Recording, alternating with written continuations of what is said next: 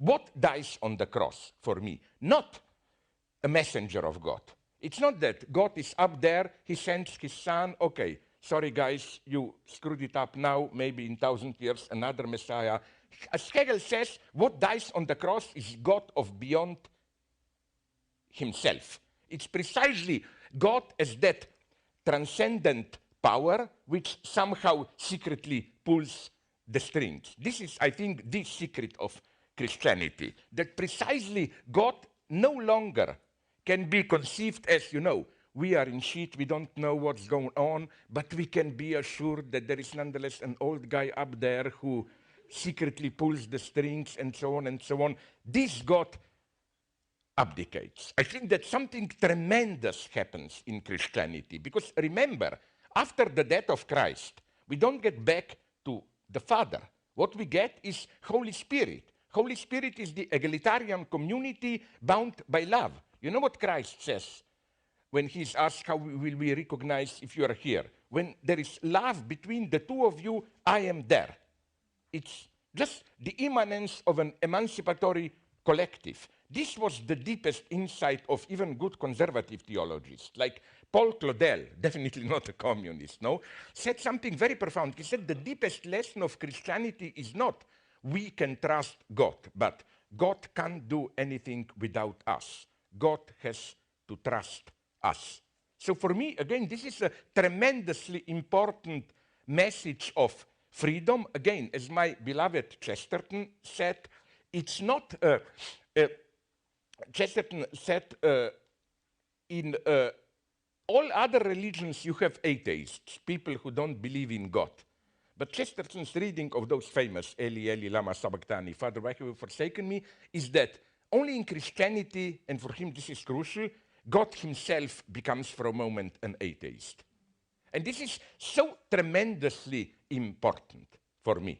I think far from this fashionable idea that the Christian era, you know, all that Aquarius bullshit is over and we are entering a new era. Yes, we are, but I don't like this new era. It's neo-paganism and so on.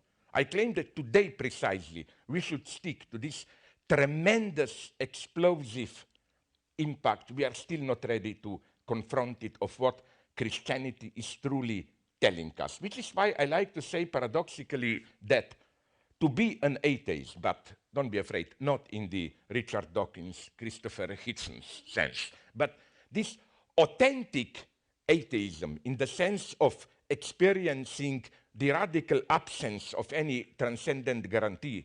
And in this sense, for me, Stalinist communists or some Darwinists are not atheists, you know, they always have some higher figure of necessity and so on.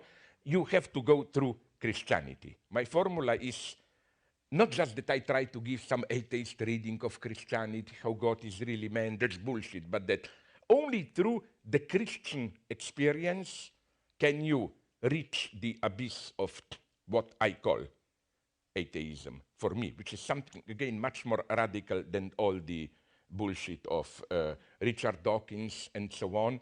My problem with them is that, of course, in some stupid sense, it's true what they are saying. We are probably the result of evolution and so on and so on. But it simply absolutely doesn't work, as there is absolutely no insight for me in Dawkins and so on of how a religion effectively works.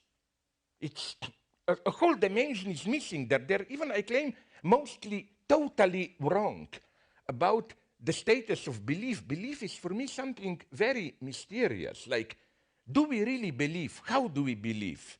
I claim that in contrast to those conservative critics who claim we are entering an era of disbelief, a godless world, hedonist, and so on, I disagree totally. First, we don't live in an era of hedonism. We live in an era of strictly controlled, regulated hedonism. You know, like, what do I mean by this? On my flight from Europe here, I read in Hemispheres, the Journal of United Airlines, one of the most depressing articles that I've read. It was an article celebrating sex, why sex is good. But it describes it in these pragmatic terms. They say a good orgasm helps heart working, blood circulation is good, kissing fortifies your lips and so on, whatever good, I don't know. It's an, you know, this is how. Yes, sex, but healthy sex. Yes, drink, but beer without alcohol, whatever, whatever. The only true hedonists today are those who take drugs and especially, for some strange reason, those who smoke. And which is why, to avoid a misunderstanding, I don't smoke. And I agree, we should screw the companies. But nonetheless, there is something deeply symptomatic in how we, in this obsession with the danger of smoking. Like, I had a wonderful experience in Chicago half a year ago. In front of a hotel, I was waiting for a friend to pick me up, and there was a distinguished old black gentleman there smoking. And he told me, of course, with a little bit of irony, but nonetheless, there was a bitter truth in it. He told me that he's from the South, and when he was very young, he still remembers racism, I mean, how he was oppressed at black. And then he said, but it's not as bad as now being oppressed for smoking, you know. Because just think about in Hollywood, who is smoking today? Mostly terrorists who are afraid to blow themselves up and so on and so on. This is the truth of our hedonism. As to believe, it's not true. We believe more than ever. We just invented something absolutely breathtaking. That beliefs, in order to function, to operate, don't have to be first-person beliefs. You can literally believe through others. You know the formula of parents, like we are atheists, but not to disappoint our children, we pretend to believe, you know, the Santa Claus story, you know. You ask a parent, do you believe in Santa Claus? Yet, are you stupid? Of course not. I buy the presents, but I pretend it for my children. Then you ask the children, do you believe? They said, no, we pretended not to disappoint our parents and together. Like, what's my point here? You have a belief which is nobody's belief. No one believes in the first person, but it fully functions as a social belief. Here, and now I will stop, I will not go the full Fidel Castro way of talking for 7 hours. Here, you did a mega contribution. By you, I mean United States, especially you here, Hollywood. Your greatest contribution to 20th century world culture, I would claim, is, sorry, my old joke, canned laughter, you know. Are you aware what a strange phenomenon this is? You return in the evening home. You open up a stupid show like Friends, Cheers, and you are too tired to laugh. You just look. And the TV set laughs for you. It works, at least with me.